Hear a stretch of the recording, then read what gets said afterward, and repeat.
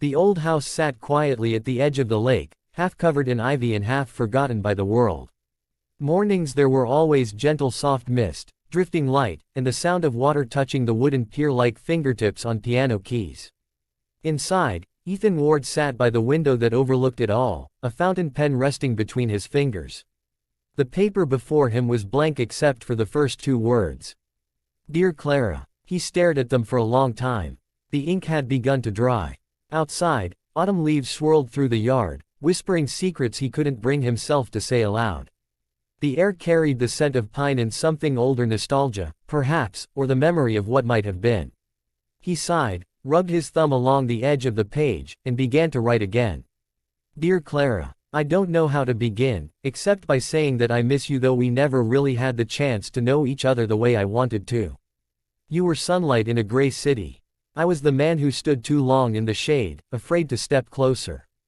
Ethan paused, his handwriting slanting slightly, the words trembling as though they carried too much weight. He had always written for others novels, short stories, words that belonged to characters. But this letter was different. It wasn't for the world. It wasn't for an audience. It was for her, Clara Hayes. The woman who used to sit by the coffee shop window across from his favorite bookstore, sketching the street with quiet intensity. She always wore a red scarf, even in summer, and she had the kind of smile that made strangers feel like old friends. He had loved her in silence, not in the loud, desperate way people sometimes do, but in the quiet, patient way that writers fall in love with sentences they can't yet finish. He remembered that last morning as clearly as if it had never ended. She'd come to the lake to say goodbye.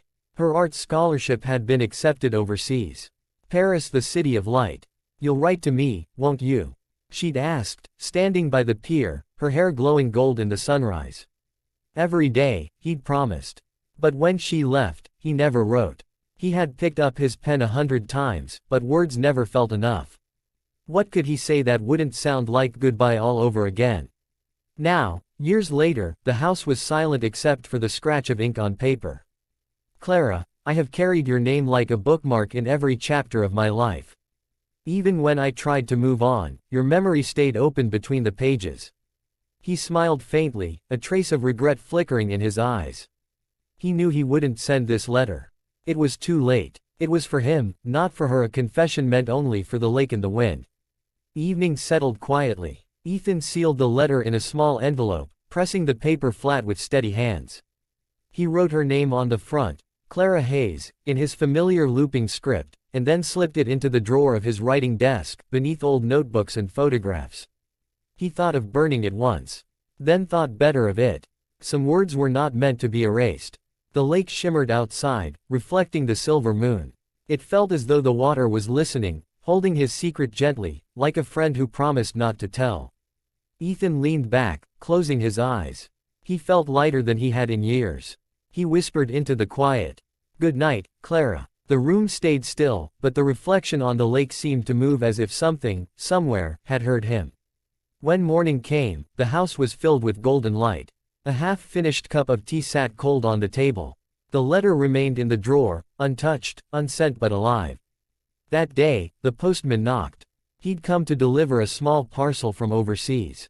It was from Paris. Inside was a sketch of the old pier by the lake, drawn in pencil and soft watercolor. At the bottom was a note. For Ethan. I still remember the mornings by the water. Clara. He smiled through the ache. 2 letters, one written, one received, destined never to meet in time, yet somehow perfectly aligned. Outside, the wind carried ripples across the lake, as if turning the first page of a story that had waited too long to be told. It had been 12 years since Clara Hayes last saw the lake.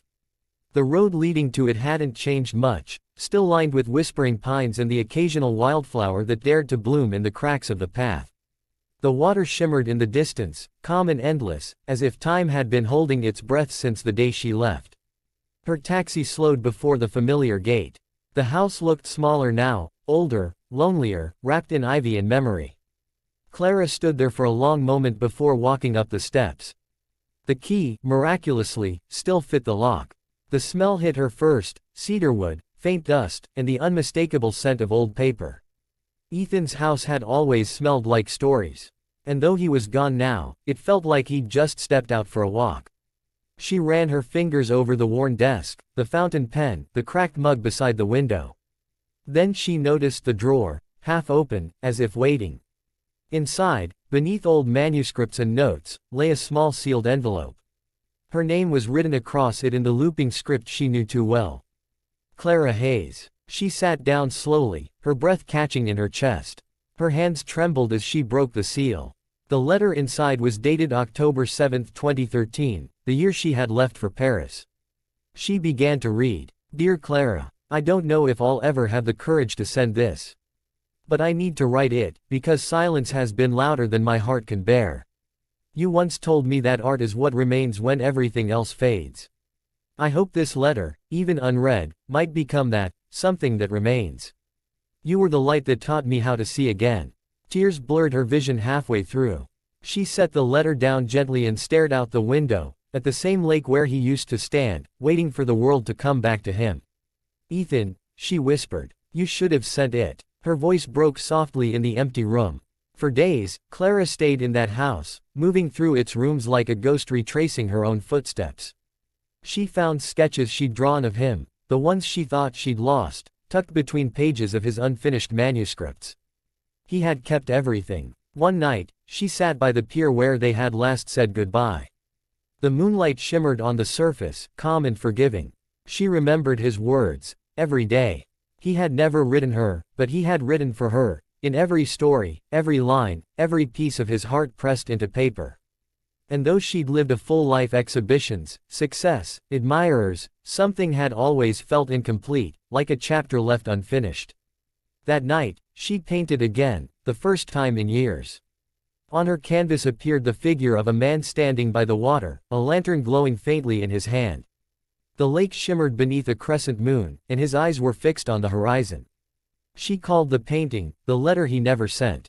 The next morning, she placed it on the easel by the window, next to his old desk. The light fell perfectly upon it, warm, forgiving, eternal. Then she picked up a pen. Dear Ethan, I found your letter. It came too late to change the past, but just in time to remind me that love never really ends, it only changes shape. Wherever you are, know that I heard you. And I'm writing back. Her handwriting wavered, but her heart felt lighter. She folded the page, sealed it in an envelope, and walked down to the water's edge. The morning was still. The world was listening. Clara placed the letter inside a glass bottle, sealed it, and let it drift into the lake. The ripples shimmered like silver veins across the surface, as if carrying her words toward somewhere beyond the horizon. She sat there for hours, watching the letter float away. Then, as the sun began to rise, something caught her eye, a small glint of light on the water, like the reflection of a lantern flame. For a fleeting second, she saw him standing by the far end of the pier, smiling the way he used to when she caught him watching her paint. The wind stirred softly, whispering through the reeds. Every day, she heard faintly, carried by the breeze. She smiled, eyes wet with warmth rather than sorrow. The lake shimmered with dawn. And for the first time in years, she felt at peace. Weeks later, when Clara's new exhibition opened in Paris, the centerpiece painting drew quiet tears from everyone who saw it. A man by the water, holding a lantern against the sky. Beside it, a small inscription read, "For Ethan, the one who waited, the one who wrote." And in that moment, across oceans, through time, beyond words, their story finally found its ending. A letter sent not through the mail, but through the heart. The Paris evening was golden, the slow kind of light that seemed to rest on everything it touched. Outside the Maison du Lit gallery, the crowd gathered, their soft murmurs filling the air like music. Inside, canvases lined the walls, sea-swept skies, lanterns flickering at twilight, the poetry of solitude painted in color and light. At the center of the room stood Clara's final masterpiece, the letter he never sent. The painting had already become a quiet legend in Paris. Critics described it as achingly human, a love story captured between brushstrokes. No one really knew the story behind it. But people felt it, the tenderness, the sorrow, the forgiveness woven into every hue of silver and blue. And tonight, under the warm chandelier glow, the painting seemed almost alive, as if it was waiting. His name was Julien Marchand, 26, quiet, and full of the kind of wonder the world hadn't yet worn away. He had come to the exhibition out of curiosity. He'd read about Clara Hayes before, the reclusive artist who painted love as if she'd lived it in another lifetime. When he reached the final hall, he stopped in front of the letter he never sent. For a long while, he just stood there, speechless. The painting showed a man by the sea, lantern in hand, looking toward the horizon. But what struck Julien most wasn't the figure, it was the expression. The stillness. The feeling that he was both waiting and saying goodbye. He leaned closer, reading the small inscription beside it. For Ethan. The one who waited. The one who wrote. Julien whispered to himself. He wrote, but never sent it. Something about those words struck deep. Maybe because Julien, too, had written letters, unsent ones, to a girl he once loved and lost. Letters that now lived folded inside a drawer, like prayers never mailed to heaven. Later that evening, when the crowd had thinned, Julien lingered. He found himself talking to an older woman who managed the gallery, a calm, silver-haired curator named Margot. She noticed the way he looked at the painting. "You feel it, don't you?" she asked softly. Julien smiled. "It feels like someone speaking from far away." Margot nodded. "It was inspired by a real letter. Found after the man's death. He never sent it, but the woman who found it, she painted this." Julien turned to her, intrigued. "Do you know what the letter said?" Margot's eyes softened. "Some things aren't meant to be published. But Clara left a copy of it in her estate, and her wish was that it would someday find the right reader." "Someone who understands," Julien murmured. She smiled faintly. "Perhaps." Before he left, Margot handed him a sealed envelope. It was yellowed at the edges, tied with a ribbon the color of moonlight. Inside, in delicate handwriting, was written, "For whoever still believes that love unspoken is not love lost." Julien hesitated. "I can read it." Margot nodded. That's what it was left for. That night, Julien sat by his window overlooking the Seine, the city lights shimmering like distant stars. He opened the letter with trembling fingers. "Dear Clara, if you're reading this, it means I never found the courage to speak the truth. But perhaps silence can be another way of saying everything. I loved you in the pauses between words. I loved you in every story I never finished because you were the ending I was too afraid to write. If love is a letter, then I have written you into every line of my life." Julien stopped there, breath caught. It felt like the letter was speaking to him, to every person who had ever loved quietly, fully, without return.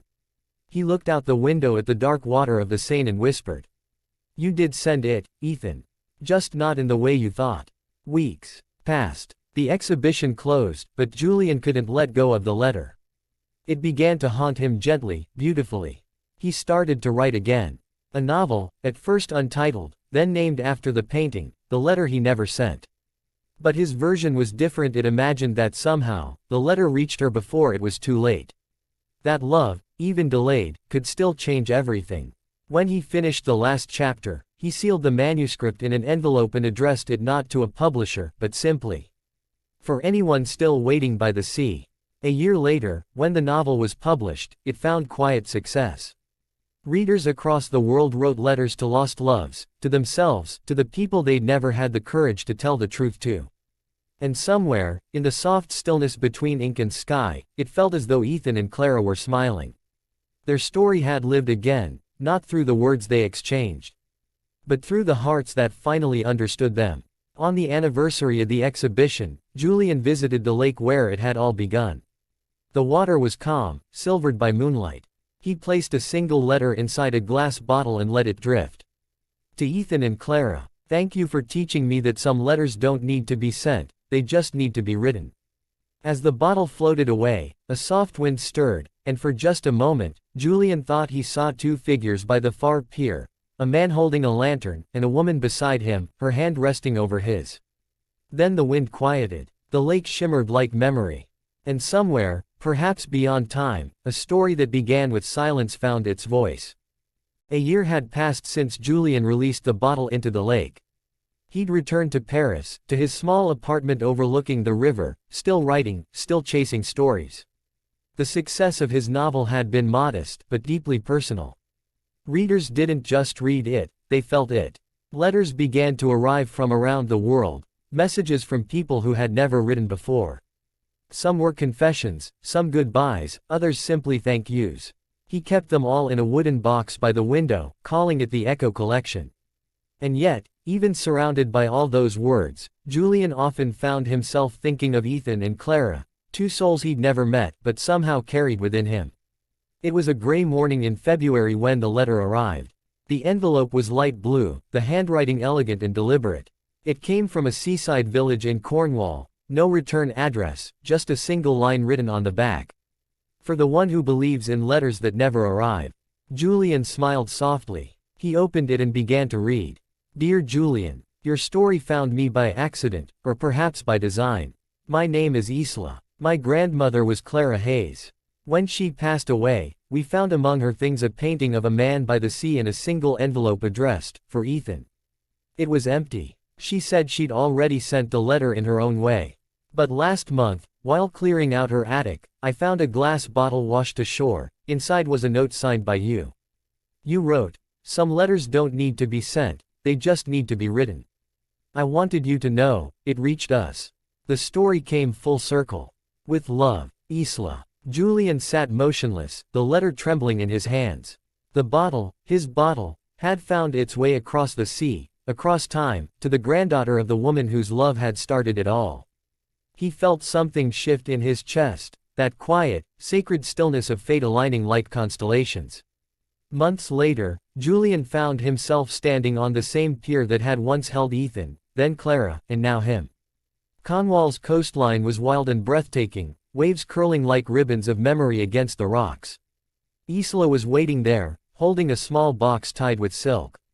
She looked like Clara, not the Clara from the photographs, but the one he had imagined from her letters. Thoughtful eyes, quiet strength, and that same calm smile that belonged to people who had loved deeply and lost gracefully. This belonged to her, Isla said softly, handing him the box. She asked it be given to whoever could finish the story. Inside was an old fountain pen, the same one Ethan had used, still stained faintly with ink. Julien held it reverently. She meant for me to write with it.